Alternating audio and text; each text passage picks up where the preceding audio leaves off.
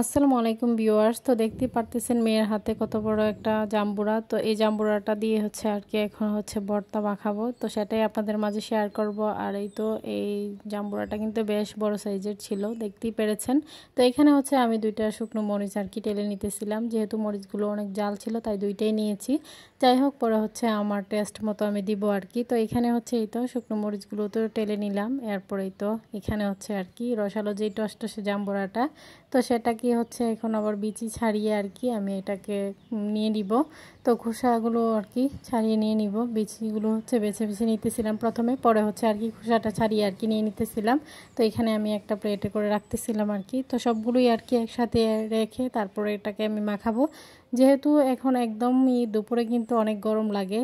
তো এই প্রচণ্ড গরমে হচ্ছে আর কি দুপুরের কড়া রোদে কিন্তু এরকম ভর্তা মাখিয়ে খেতে কিন্তু বেশ ভালো লাগে। তো আমার তো খুবই ভালো লাগছিল। আর এই জাম্বুরাটা দেখতে কতটা টসটসে ছিল, একদমই গাছ পাকা ছিল যেহেতু।